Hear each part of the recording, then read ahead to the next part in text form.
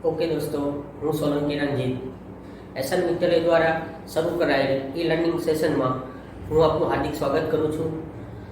હવે આપણે દોસ્તો ગુજરાત બોર્ડનું ચેપ્ટર નંબર 2 ત્રિકોણમિતીય પ્રતિવિધેયો જેની શરૂઆત કરીશું। બીજું ચેપ્ટર છે, ચેપ્ટરનું નામ છે ચેપ્ટર નંબર 2। અહીંયા આપણે આપ્યું છે ત્રિકોણમિતીય પ્રતિવિધેયો। ચેપ્ટર બીજું છે આપણને ખબર છે ત્રિકોણમિતીય પ્રતિવિધેયો। હવે દોસ્તો યાર ખાસ સમજો કે ત્રિકોણમિતીય પ્રતિવિધેયો કેવી રીતે મળે। હવે ત્રિકોણમિતીય કીધું છે એટલે આપણને ખબર છે કે ત્રિકોણમિતીય વિધેયો કયા। ત્રિકોણમિતીય વિધેયો કયા થશે તો કે આપણને ખબર છે કે 6 વિધેય છે ત્રિકોણમિતીય: sin, cos, sec, cosec, tan અને cot। આ છે 6 ત્રિકોણમિતીય વિધેય છે। પ્રતિવિધેય નથી, પ્રતિવિધેય એટલે એનું ઇન્વર્સ થી, એટલે એનો મતલબ કે પ્રતિવિધેય ક્યારે મળે પહેલા તો આપણને આનું નોલેજ હોવું જોઈએ। કારણ કે પ્રતિવિધેય છે એટલે હાલ આમાં આપણે પ્રતિવિધેય મેળવવાના નથી, પણ આપણે પ્રતિવિધેય કેવી રીતે મળે એનું આપણને નોલેજ હોવું જોઈએ। આપણે તો ત્રિકોણમિતીય જે બધા વિધેય છે એના પ્રતિવિધેયો એના ઉપર આપણે બધું ચેપ્ટર છે બીજું ગણવાનું છે, પણ આપણને ખાલી આનો નોલેજ તો હોવું જ જોઈએ। કારણ કે પ્રતિવિધેય મેળવવાનું કે આપણને પ્રતિવિધેય ક્યારે મળે તો પ્રતિવિધેય તો આપણે બેઝિક પહેલા સમજી લઈએ, પછી આગળ ચેપ્ટરમાં જે એના સૂત્રો છે, ફોર્મ્યુલા છે એની વાત કરીશું। તો સૌથી પહેલા આપણે જો વાત કરીએ તો પ્રતિવિધેય ક્યારે મળે। પ્રતિવિધેય તો પ્રતિવિધેય માટેની બે શરત છે। એક છે અહીંયા છે વિધેય એક એક હોવું જોઈએ। શું હોવું જોઈએ તો કે એક એક હોવું જોઈએ। હવે એક એક માટે તો આપણને શરત ખબર છે, અને બીજું છે વ્યાપ્ત હોવું જોઈએ। અહીંયા થશે વિધેય વ્યાપ્ત હોવું જોઈએ।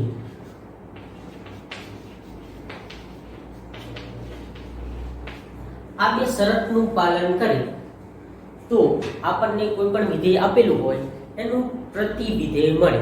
ક્યારે મળે દોસ્તો તો કે વિધેય એક એક અને વ્યાપ્ત હોવું જોઈએ। હવે આપણે થોડું પાછું ડીપમાં નોલેજ લઈ લઈએ, મીન્સ કે આમાં ડીપમાં જોઈએ કે એક એક ક્યારે કહેવાય। તો આપણે એક એક 11 માની અંદર શીખી ગયા, એક એક અને વ્યાપ્ત છે એ વ્યાખ્યા આપણે 11 માં શીખી ગયા, અને અહીંયા આપણે પહેલા ચેપ્ટરમાં પણ આ જ વસ્તુ શીખવાની છે, પણ પહેલા આપણે બીજું ચેપ્ટર શીખીએ છીએ। એટલે ફરીવાર અહીંયા બેઝિક નોલેજ તમને આપી દઉં કે કેવી રીતે મળશે, પછી આપણે આપણા બીજા ચેપ્ટરમાં આનો ઉપયોગ કેવી રીતે કરવાનો છે એની વાત કરીશું। તો સૌથી પહેલા એક એક વિધેયની વાત કરીએ તો કે આપણને ખબર છે કે કોઈ વિધેય f હોય એ a થી b આ રીતે રન થતું હોય, આ આપણને ખબર છે। એમાં a ને શું કહેવાય તો કે આને ખબર છે આપણને શું કહેવાય, પ્રદેશ કહેવાય। આ તો આપણને ખબર છે કે આ થશે આપણો પ્રદેશ કહેવાય, અને આને શું કહેવાય તો કે આને સહપ્રદેશ કહેવાય। તો એક એક માટેની શરત શું તો કે આપણે અહીંયા આ રીતે મેળવેલું હતું કે એના બધા જ ઘટકો અહીંયા એક આપેલા હોય, બે આપેલા હોય, અસંખ્ય આપેલા હોય, ગમે એટલા આપેલા હોય તો કે સામે b ના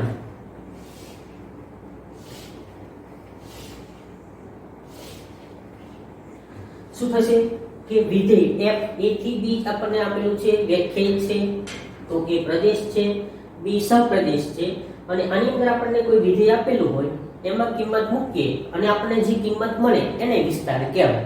એટલે ત્રણ વસ્તુ આપણને ખબર છે: પ્રદેશ, સહપ્રદેશ અને વિસ્તાર।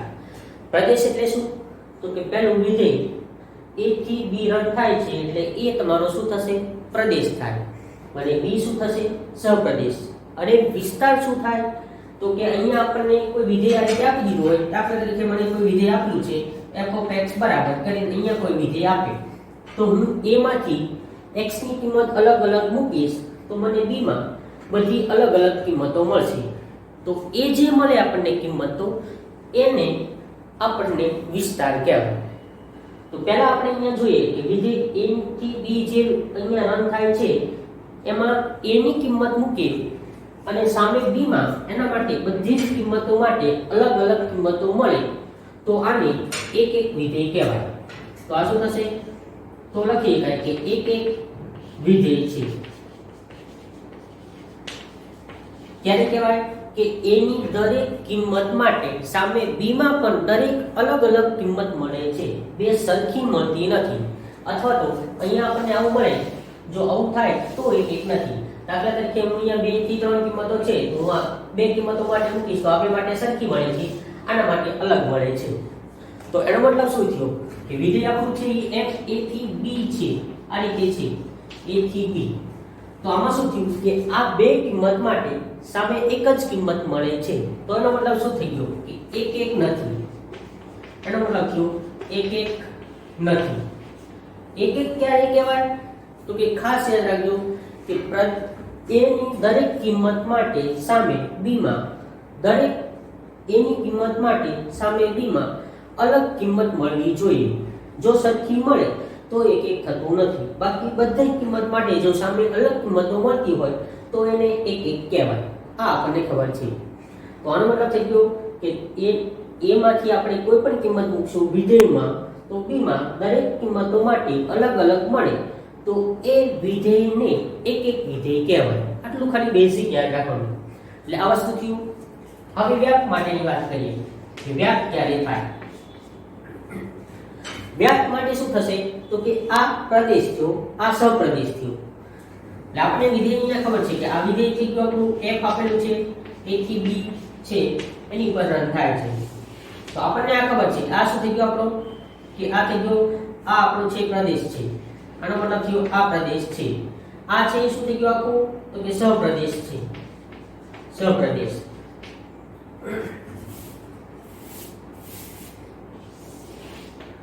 આ છે આપણો સહપ્રદેશ છે. સહપ્રદેશ. હવે આની અંદર કોઈ આવો ભાગ મળે, આ શું થશે આપણો? તો કે આ થશે વિસ્તાર થાય. શું થશે? વિસ્તાર થાય. એટલે કે આપણે શું કરશું કે a માંથી અલગ અલગ કિંમત મૂકીએ તો એમાં અલગ અલગ કિંમત મળે. અને ઘણીવાર શું થાય છે?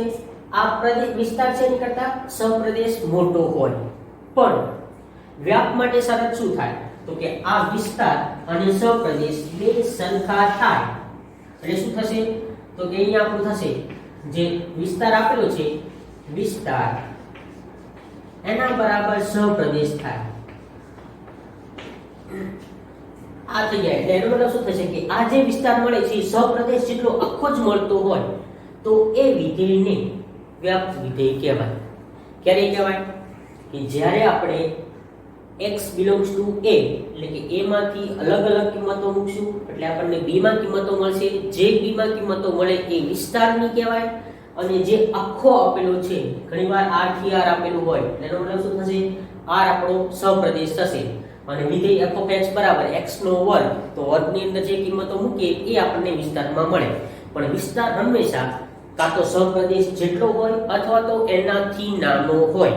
પણ વ્યાપ્ત વિધેય હોય ત્યારે શું હશે? વિસ્તાર અને સહપ્રદેશ બે સરખા થાય તો એ વિધેયને વ્યાપ્ત વિધેય કહેવાય. શું થઈ ગયું? અને આ બે શરતનું પાલન થાય તો એનું પ્રતિવિધેય મળે. આ બે શરતનું પાલન થાય, શરત 1 અને 2 બંનેનું પાલન થાય તો જ પ્રતિવિધેય મળે.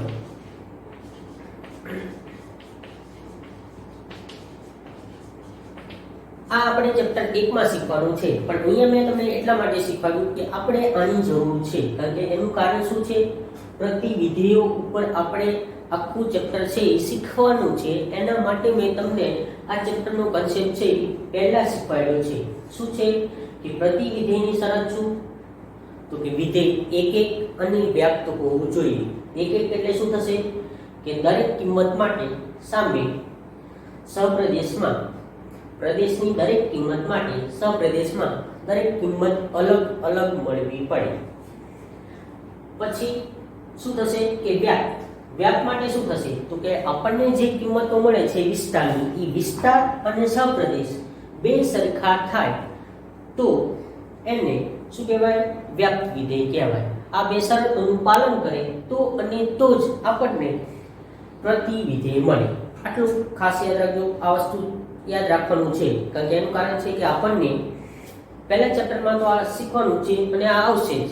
પણ અત્યારે ખાસ આપણે એટલા માટે કે હવે આપણે આગળ જોઈએ તો ત્રિકોણમિતિય પ્રતિવિધિમાં શું કરવું પડે, કારણ કે આપણને ખબર છે કે દાખલા તરીકે હવે આમાં તો તમને સમજણ સિમ્પલ પડી ગઈ. હવે જો આપણે ત્રિકોણમિતિય પ્રતિવિધિ જો હવે આમાં તમને ખબર પડી ગઈ કે વિધેય છે પ્રતિવિધેય હોવા માટેની બે શરત છે. તો હવે આપણે અહીંયા વિધેય લખીએ કે f(x) બરાબર અહીંયા આપણને f આપેલું છે, r થી r માં વિધેય આપેલું છે અને f(x) બરાબર હવે ત્રિકોણમિતિય વિધેય છે એટલે આપણે પહેલા વિધેયની વાત કરીએ, sin x આપેલું છે. તો આનો મતલબ શું થઈ ગયો કે આ વિધેય છે f(x) બરાબર sin x. તો હવે હું અહીંયા તમને ગ્રાફ પણ યાદ છે, ગ્રાફ કેવી રીતે થશે પહેલા સિમ્પલ આપ સમજો કે sin નો ગ્રાફ કેવી રીતે થશે. sin કેવું વિધેય છે તો sin નો ગ્રાફ ખબર છે આપણે 0 માંથી પસાર થતો હશે, અહીંયા હશે એટલે π/2 લખીએ, અહીંયા હશે એટલે π હશે, અહીંયા હશે એટલે 3π/2 હશે, અહીંયા પાછું આગળ જઈશું એટલે આ શું થશે 2π આવશે, આ રીતે ગ્રાફ આવશે. સેમ અહીંયા થશે એટલે -π/2 આવશે, અહીંયા જઈશું એટલે આ -π આવશે, અહીંયા થશે એટલે -3π/2 આવશે. આગળ જઈશું એટલે અહીંયા શું થશે કે અહીંયા થશે એટલે -2π આવશે, આ રીતે થશે. હવે આપણે જોઈએ તો ગ્રાફ આપણને ખબર છે કે sin અહીંયા થશે એટલે એક કિંમત આવશે અને અહીંયા આવશે એટલે કે આપણે અહીંયા રેન્ડમલી લખી દઈએ કે આ -1 આવશે. તો આપણને ખબર છે કે 0 આગળ હંમેશા 0 હશે, પછી અહીંયા 1 હશે, પાછું 0 હશે, પાછું અહીંયા -1 હશે, પાછું અહીંયા છે 0 હશે. એટલે કે આપણને ગ્રાફની ખબર છે કે ગ્રાફ હંમેશા sin નો આવો હશે. તમને ખબર છે કે તમને દોરેલો છે 10મા પર શીખ્યા છો, અહીંયા પણ આ રીતે છે. તો સેમ અહીંયા -1 હશે, અહીંયા 0 હશે, અહીંયા થશે એટલે 1 આવશે અને અહીંયા થશે એટલે પાછું 0 થશે એટલે પાછું અહીં થશે.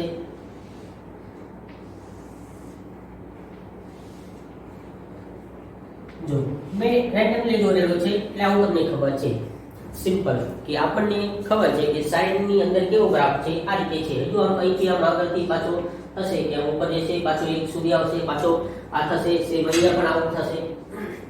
તો હવે અહીંયા તમે જો કે sin આપણને આપેલું છે f આપેલું છે r થી r. શું થઈ ગયું તો પહેલા પ્રદેશની વાત કરીએ તો અહીંયા આપણને આપેલું છે 0. તો સામે r માટે શું મળે છે તો અહીંયા કિંમત શું મળે છે 0 માટે, તો અહીંયા થઈ ગયા 0 થયું. પછી આવે છે π/2. તો π/2 આગળ આપણને શું કિંમત મળે છે તો કે π/2 આગળ આપણને મળે છે 1. પછી પાછી આપણી કિંમત આવે છે π આગળ શું થઈ ગઈ પાછી 0 મળે છે. તો હવે આપણે જોઈએ ગ્રાફ ઉપરથી જોઈએ તો આપણને શું કીધું છે એને કે 0 માટે 0 મળે છે અને π આગળ પણ sin ની કિંમત શું મળે છે આપણને 0 મળે છે, કારણ કે વિધેય આપણું શું છે f(x) બરાબર sin x. જો દોસ્તો ખાસ યાદ રાખજો, કારણ કે કન્સેપ્ટને એટલા માટે પહેલા પ્રતિવિધેય સમજાવ્યું કે આપણને જે ત્રિકોણમિતિ વિધેય આપેલા છે એમાં પ્રતિવિધેય કેવી રીતે બને. તો પ્રતિવિધેય માટેની શરત શું હતી એક અને વ્યાપ્ત હોય તો જ પ્રતિવિધેય મળે. તો આપણને અહીંયા શબ્દ તો એવો આપેલો છે કે ત્રિકોણમિતિય પ્રતિવિધેયો. તો પ્રતિવિધિમાં આમાં તો ક્યાં એક થયું, તો એનો મતલબ શું થયો તો એના માટે હવે આપણે જોઈએ કે કેવી રીતે બને. જો શું થયું પહેલી વ્યાખ્યા તો આપણે પ્રતિવિધેયની વ્યાખ્યા આપણે જોઈ તો એમાં આપણે શીખ્યા શું શીખ્યા કે વિધેય એક અને વ્યાપ્ત હોવો જોઈએ. તો આપણે સિમ્પલ સીધો જ sin નો ગ્રાફ દોર્યો તો 0 અને π માટે 0 મળે છે. તો એનો મતલબ શું થયું વિધેય એક નથી, તો પ્રતિવિધેય કેવી રીતે મળશે પ્રતિવિધેય કેવી રીતે મળશે તો એનો મતલબ શું થાય અહીંયા તો આપણે ચેપ્ટર આપી દીધું છે. શું કીધું છે ત્રિકોણમિતિય પ્રતિવિધેયો. હવે જો દોસ્તો યાદ રાખો હવે મેઈન શીખવાનું વસ્તુ છે કે અહીંયા આપેલો છે હું કઈ પણ વસ્તુ છે કે ફરી માની લો મને અહીંયા ગ્રાફ આપેલો છે 0 થી હું અહીંયા ફરી પાછો આવ્યો, માની લો અહીંથી મેં શરૂઆત કરી હતી, આમ ફરી પાછો હું અહીંયા આવ્યો, ત્યાં સુધી મેં શું કર્યું કે બધી કિંમતો અલગ મળી. પણ ફરી જો અહીંથી આમ પાછો ફરવા જાઉં બીજી વાર તો કિંમતો રિપીટ થાય. પણ જો હું અહીંયા સુધી રાખું તો કે 0 થી શરૂઆત કરી અને ફરી વાર અહીંયા 2π આવ્યા પણ 2π નો રાખો, અહીંયા પહોંચી ન જાઉં છેક સુધી, તો આ બધી કિંમતો શું મળશે આપણને મીન્સ કે ત્યાં ફરીને આવ્યો અને આ જે પણ કોઈ પણ માની લો હું એ નામ આપું છું ફરીને આવ્યો તો શું થયું? બે ભેગા નથી થતા, બે અલગ રહે છે થોડું, તો શું એનો મતલબ થયો? જો 2.1 થઈ જાય તો એક સરખું થઈ જશે. આનો મતલબ શું થયો?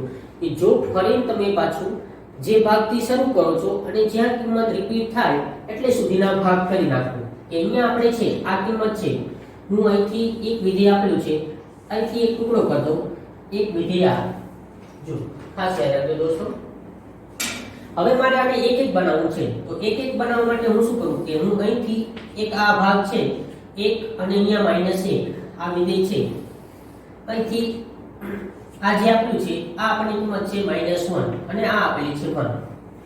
આટલો જ ભાગમાં વિધેય બતાવું, મીન્સ કે અત્યાર સુધીમાં આપણને શું હતું? પ્રદેશ R થી R હતું, હોતો ને? પ્રદેશ આપણને R થી R આપેલો હતો. હવે આપણે એને સીમિત કરી દઈએ. સીમિત એટલે શું? કે વિધેય હું અહીંથી અહીં સુધી આટલે સુધી જ રાખું છું, આગળ જવા દેતો નથી. અહીંથી વિધેય શરૂઆત થાય છે, અહીં સુધી આવે છે. તો આમાં શું થયું?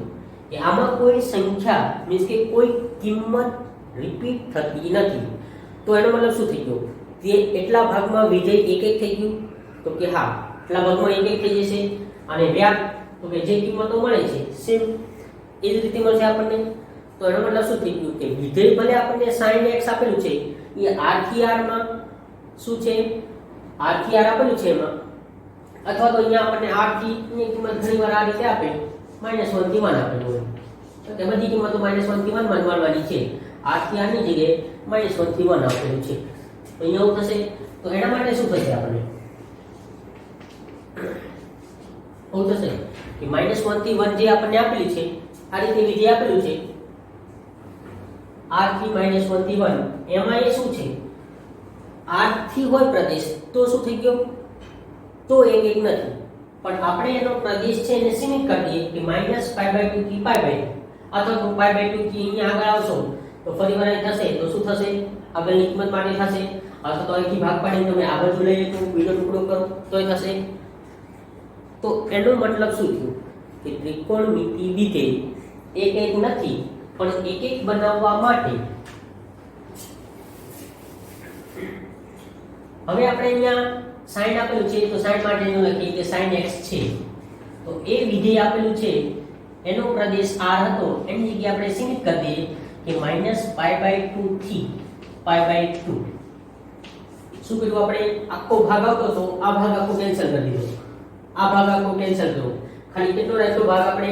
તો કે અહીંથી આ ભાગ જે આવતો હતો આ બે ભાગ વચ્ચેનું વિધેય છે એટલો ટુકડો કરી દીધો. એનો મતલબ સિમ્પલ થઈ ગયું કે આ ભાગ નીકળી ગયો એટલે આ નીકળી ગયું, આ બધું નીકળી ગયું, વધી આટલી ભાગ. તો શું થયું? આટલામાંથી આટલામાં આપણે કિંમત જોઈએ તો બધી કેવી મળે છે? બધી અલગ અલગ થશે. તો એનો મતલબ શું થઈ ગયો? -π/2 થી π/2, અને અહીંયા થશે શું થશે? -1 થી 1. તો આની અંદર શું થશે? વિધેય એક એક થશે અને વ્યાપ પણ થશે. એટલે એનો મતલબ થઈ ગયો કે જો sin x આપણને આપેલું હોય તો એના માટે -π/2 થી π/2 તમે એટલો ભાગમાં વિધેયને સીમિત કરી દો. સીમિત એટલે કે હવે આગળ વિધેય જવા દેતા નથી, આપણે એટલામાં જ એટલા જ ટુકડાની અંદર વિધેય આપણે સીમિત રાખી દઈએ છીએ. તો એનો મતલબ થઈ ગયો તો વિધેય છે એ શું થશે? એક એક અને વ્યાપ થશે. એટલે એનો મતલબ એવો થઈ ગયો કે અહીંયા આપણને જે આપેલું છે એમાં આ રીતે થશે. તો એ જ રીતે આપણને cos આપે તો શું થશે? આ આપણને sin માટે થઈ ગયું. તો અહીંયા શું કરવાનું? તો કે આપણે x આમાંથી મૂકશું, y આમાંથી મળે, કારણ કે આપણને ખબર છે કે sin x બરાબર આ કિંમત મૂકીએ તો થશે sin x બરાબર y હોય. તો અહીંયા શું થઈ ગયું? every x belongs to શું થઈ ગયા? -π/2 થી π/2, અને y ક્યાં મળશે? y belongs to -1 થી 1. એટલે આવું થયું આપણું. એટલે ખાસ યાદ રાખવાનું એ થાય કે આપણને ત્રિકોણમિતિય વિધેયો છે એના પ્રદેશ, બધા જ વિધેયના પ્રદેશ સીમિત કરવા પડે. સીમિત કરો તો જ તમને એનું પ્રતિવિધેય મળે, કારણ કે સીમિત કરીએ તો શું થશે? તો જ એ એક એક થાય. તો હવે બધા ત્રિકોણમિતિ વિધેય છે એક મેં તમને સમજાવ્યું. આ જ રીતે cos આવશે. cosમાં પણ આપણે અમુક ભાગ છે એના માટે જ ગ્રાફ દોરવો પડશે, બાકીનો કેન્સલ કરી નાખો. એટલે કે અમુક ભાગ તમે સીમિત કરશો તો જ એક એક મળશે, નકર એક એક મળશે નહીં. એટલે આપણે જે બધા વિધેયો આપેલા છે એના લખી દઈએ કે sin નો વિસ્તાર અને પ્રદેશ કેટલો મળે. પહેલા હું અહીંયા બધા વિધેય છે એનું લખી દઉં છું અને કેવી રીતે લખાય.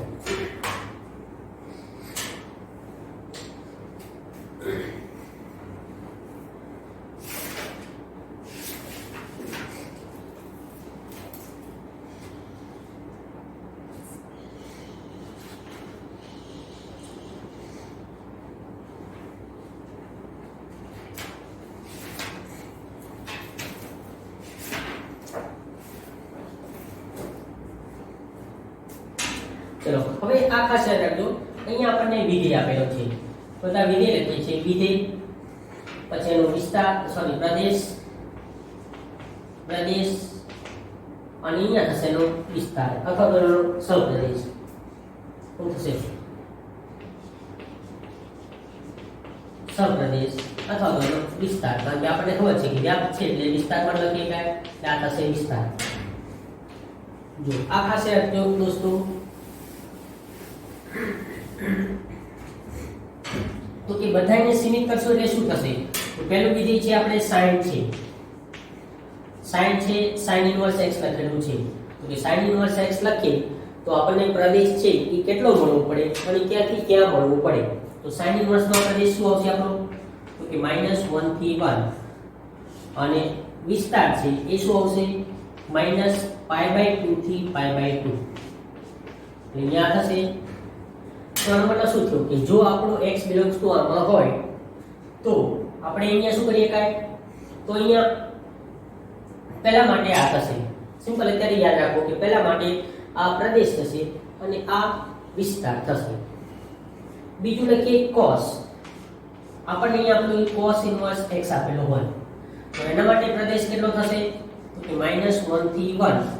તો એના માટે સહપ્રદેશ કેટલો આવશે? તો કે અહીંયા થશે 0 થી π. શું થશે? -1 થી 1 હશે અને એનો થશે 0 થી π. સિમ્પલ અહીંયા યાદ રાખવાનું કે -1 ક્યારે આવે? તો કે cos ની કિંમત -1 ક્યાં આપે છે? તો કે π માં. એટલે આ થશે અને 1 ક્યારે આવશે? 0 આગળ. એટલે અહીંયા આ થશે. એ જ રીતે બીજું આપેલું છે, ત્રીજું આપણને આપેલું છે. અહીંયા આપેલું છે આપણે cosec inverse x. cosec inverse x આપેલું તો એના માટે થશે આપણો r માઈનસ અહીંયા થશે r માઈનસ -1 થી 1. તો અહીંયા આપણને મળશે r. અહીંયા થઈ જશે એટલે r નહીં મળે. અહીંયા થશે -π/2 થી π/2. પણ શું આવશે? 0 નહીં આવે કારણ કે cosec છે એટલે 0 અંદર ન આવે. 0 મૂકો તો 1/60 એટલે અવૈકલ્પિકતા. એટલે અહીંયા શું થશે? r -1 થી 1 હશે તો -π/2 થી π/2 અને અહીંયા થશે 0 થશે. ચોથું આપેલું છે આપણને sec ઇન્વર્સ આપેલું છે. sec ઇન્વર્સ x આપેલું હોય તો એનો પ્રદેશ શું થશે? તો કે અહીંયા થશે r -1 થી 1 અને સહપ્રદેશ શું થશે? તો એનો થશે અહીંયા તો કે અહીંયા થશે 0 થી π. પણ અહીંયા π/2 નો આવે એટલે અહીંયા થશે π/2 કેન્સલ કરવું પડે. એ જ રીતે અહીંયા થશે પાંચમું આપેલું છે આપણને tan ઇન્વર્સ x આપેલા છે. તો tan ઇન્વર્સ x માં શું થશે? અહીંયા r અને અહીંયા થશે tan એટલે શું થશે? 1/sin થશે. એટલે અહીંયા શું કરવું પડશે આપણે? r છે તો tan ઇન્વર્સ માં થશે અહીંયા -π/2 થી π/2 અને cot ઇન્વર્સ આવશે. છઠ્ઠું આપેલું છે cot ઇન્વર્સ x. તો એનો વિસ્તાર થશે r થી પ્રદેશ થશે r અને વિસ્તાર થશે -π/2 થી π/2. આ છે ઓપન ઇન્ટરવલ છે એટલે કે વિવૃત અંતરાલ છે, જ્યારે આ સંવૃત અંતરાલ છે. એટલે અહીંયા આપણને જે મળશે એ આ રીતે મળશે. કોટમાં 0 થી π નહીં, 0 થી π આવશે. અહીંયા મળશે આપણને 0 થી π આટલું મળશે. એટલે અહીંયા આપણને જે મળશે એ આ રીતે મળશે. શું મળશે આપણને? પહેલું મળશે sin ઇન્વર્સ માટે આવશે એટલે એનો પ્રદેશ થશે -1 થી 1. અહીંયા થશે -π/2 થી π/2. આપણને શું મળશે? એનો વિસ્તાર. એટલે કે હવે આપણે શું કર્યું કે બધા જ ત્રિકોણમિતિ વિધેયને શું કરી દીધું આપણે?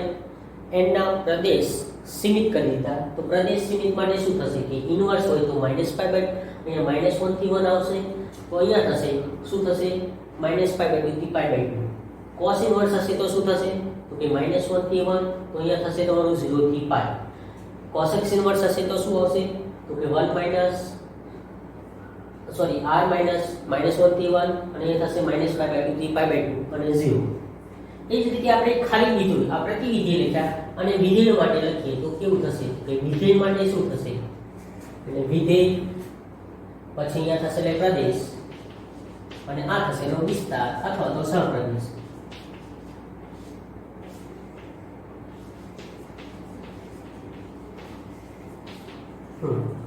શું કીધું આપણે આ પ્રતિવિધેય સીધા લખ્યા હવે એનો વિધેય છે વિધેય આપણને જો sin x આપેલું હોય તો એનો પ્રદેશ કેટલો આવશે તો કે અહીંયા આપણે હવે સીમિત કર્યો હોય આટલો સીમિત કરવો પડે કે -π/2 થી π/2 છે આ એનો પ્રદેશ થાય અને એનો વિસ્તાર થશે -1 થી 1 શું થશે sin આપેલું હોય તો એનો તમે આટલું સીમિત કરો તો એ તમારું એક અને વ્યાપ થાય તો એનું પ્રતિવિધેય આ મળે પ્રતિવિધેય મળે એટલે એનો પ્રદેશ શું થશે -1 થી 1 અને સહપ્રદેશ થશે એ આપણને થશે -π/2 થી π/2 એટલે આ રીતે તમારે ઉલટાવવું થાય બીજું આપેલું છે આપણને અહીંયા cos x આપેલા છે તો cos x ની અંદર અહીંયા શું થશે વિધેય તમારું તો કે cos x ની અંદર આપણને પ્રદેશ આપેલો છે 0 થી π થશે અને એનો વિસ્તાર -1 થી 1 થાય ત્રીજું આપણને આપેલું છે cos x આપેલું છે cos x તો કે એનો અહીંયા જે આપણને આપેલું છે cos x એનું થશે -π/2 થી π/2 પણ એમાં 0 ના આવે એટલે કે 0 બાદ કરેલો હશે અને એનો આપણને વિસ્તાર મળશે r -1 થી 1 આવું થશે એ જ રીતે આપણને ચોથું આપેલું છે આપેલું છે sec આપેલું હોય sec x આપેલું હોય તો એનો આપણે વિસ્તાર સીમિત કરી દઈશું એટલે અહીંયા થશે 0 થી π અહીંયા થશે એટલે π/2 ને બાદ કરવો પડે એટલે -π/2 અને અહીંયા આપણને મળશે એની કિંમત થઈ જશે r -1 થી 1 પાંચમું વિધેય છે આપણું tan આપેલું છે tan x આપેલું હોય તો એની અંદર શું થશે અહીંયા તો કે અહીંયા થશે એનો પ્રદેશ આપણે સીમિત કરવો પડશે કેટલો થશે -π/2 થી π/2 -π/2 થી π/2 એટલે કે શું થઈ ગયું અહીંયા સંકુત અંતરાલ નહીં આવે પણ વિવૃત આવશે અને અહીંયા થશે કારણ કે π/2 આગળ અવ્યક્ત થાય તો અહીંયા આપણને કિંમત મળશે r અને cot ઇન્વર્સ આવશે છઠ્ઠું સોરી cot આવશે cot x તો એની અંદર કિંમત થશે આપણી 0 થી π અને અહીંયા આપણને મળશે r એટલે આપણે શું કર્યું કે આ જે બધા ત્રિકોણમિતિય વિધેય હતા શું હતું આ બધા આપણા ત્રિકોણમિતિય વિધેય હતા આપણે શું કર્યું એના સીમિત પ્રદેશ કરી દીધા તો sin નું આપણે શું કર્યું -π/2 થી π/2 cos માટે શું કર્યું 0 થી π cosec માટે શું કર્યું -π/2 થી π/2 પણ 0 નો આવે કારણ કે 0 આગળ આવે કે થાય sec માટે શું આવશે 0 થી π અને અહીંયા થશે -π/2 નહીં આવે tan માટે શું આવશે -π/2 થી π/2 cot માટે શું આવશે અહીંયા 0 થી π આટલા આપણે પ્રદેશ સીમિત કરીએ તો આના આપણને પ્રતિવિધેય મળે અને પ્રતિવિધેય કેવી રીતે મળશે તો આપણે અહીંયા પહેલા લખ્યા કે પહેલા બધા પ્રતિવિધેય લખીને આ તો પ્રતિવિધેય આ રીતે થાય જે વિસ્તાર છે પ્રદેશ થઈ જશે પ્રદેશ છે વિસ્તાર થઈ જશે sin નું પ્રતિવિધેય આ રીતે મળશે -1 થી 1 -π/2 મળશે cos નું આ મળશે cos x નું આ મળશે sec નું મળશે tan નું મળશે અને cot નું મળશે આ પ્રદેશ આ વિસ્તાર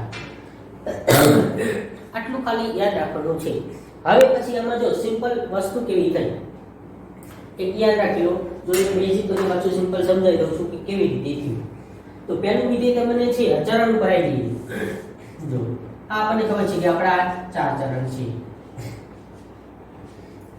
-π/2 એટલે ક્યાં આવશે અહીંયા થશે આ થયું આપણું -π/2 થાય આ -π/2 થયા અને π/2 એટલે અહીંયા થઈ ગયા π/2 તો કેટલો આવ્યો આ ભાગ આવી ગયો એટલે કે આપણો ખૂણો પહેલા અને ચોથા ચરણમાં હોય તો sin માટે આવે એટલે કે પહેલા ચોથાની અંદર કે આવશે એક તો આવશે sin બીજું કયું હોય તો કે બીજું આવ્યું આપણું cosec આવ્યું ને અહીંયા તો બીજા માટે શું આવશે એટલે અહીંયા થશે ને cosec અથવા તો અહીંથી જોઈ લો કે cosec આવશે અને ત્રીજું કયું આવશે cos x આવશે તો શું આવશે? આ ભાગ નહીં આવે, તો કે આ 0 છે અહીંયા, આ ખબર છે કે આપણને આ 0 થાય x અક્ષ ઉપર, તો cos x માં આ બાદ કરવું પડે, અને tan આ 3 આવશે ને, જો tan, તો sin આવે તો શું આવે? તો કે આ ભાગ આખો આવશે, ઘાટો ભાગ, એટલે આ ઘાટો ભાગ કયો છે? આ બધો ભાગ આવે, એટલે -π/2 માં આખું મળી ગયું, એટલે પહેલું ચોથું ચરણ જ આવ્યું, આખું પહેલું ચોથું થયું. cos x આવે તો શું આવશે? x અક્ષનું આવે, એની સિવાય પહેલું ચોથું બતાવે છે એમાં ખૂણો આવે તો જ આપણું વિધેય છે એ વ્યાપ્ત થઈ શકશે અને પ્રતિવિધેય મળશે. tan માટે શું આવશે? તો આ અક્ષ નહીં આવે, y અક્ષ છે, કારણ કે -π/2 થી π/2 નો લીધા એટલે આ અક્ષ નહીં આવે, બાકી પહેલું ચોથું જ આવ્યું એટલે આ થઈ ગયું. એટલે ત્રણ વિધેય માટે sin, cos x અને tan માટે પહેલું ચોથું જ આવે છે, પણ sin માં પહેલું ચોથું આવશે, એમાં x અક્ષ અને y અક્ષ બે આવશે, ત્યાં જે છે ધન અક્ષ પણ અંદર આવી જશે. cos x આવશે તો આ 0 અહીંયા આ x અક્ષ વચ્ચે આવે છે એ નહીં આવે, કેન્સલ થઈ જશે, અને tan આવે તો આ y અક્ષ નહીં આવે. એ જ રીતે આપણે બીજા ત્રણ માટે જોઈએ, તો એના માટે એને શું કીધું? તો કે 0 અહીંયા હશે, π અહીંયા હશે, અને આ શું હશે? π/2. તો કેટલું થયું? તો કે આ બે ભાગ થયા ને, આ બે ભાગ થયા. cos માટે શું થયું? 0 થી π, એટલે અહીંથી આ થઈ ગયું, એટલે આ અહીંયા શું આવી ગયું આપણું cos. પછી શું આવી ગયું?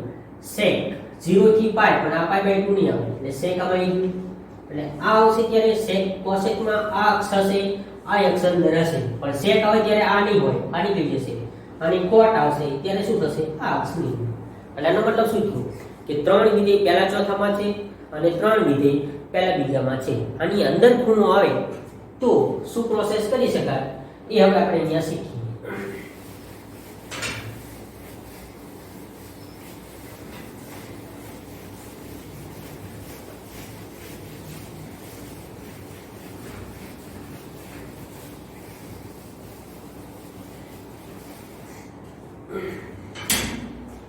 તો કે પહેલું સૂત્ર જે છે એ હવે આપણને આ રીતે મળશે. શું મળશે? અહીંયા આપણે sin ઇનવર્સ અને અંદર આપેલું છે sin x આપેલા હોય, આના બરાબર x લખીએ ત્યારે એવરી x belongs to અહીંયા થશે -π/2 થી π/2. આવું સૂત્ર બને. શું થશે? કે sin inverse x, sin inverse અને કૌંસમાં આપણને sin x આપેલા હોય, એટલે કે પ્રતિવિધેય એનું પ્રતિવિધેય આ બે કેન્સલ થાય, અહીંયા x મળે. ક્યારે?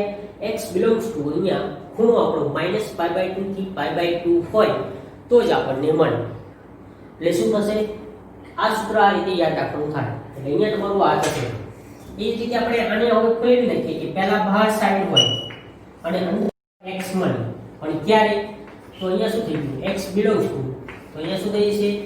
-1 થી 1, કારણ કે આપણે હમણાં સૂત્રો બધા લખ્યા એમાં આ રીતે થયું.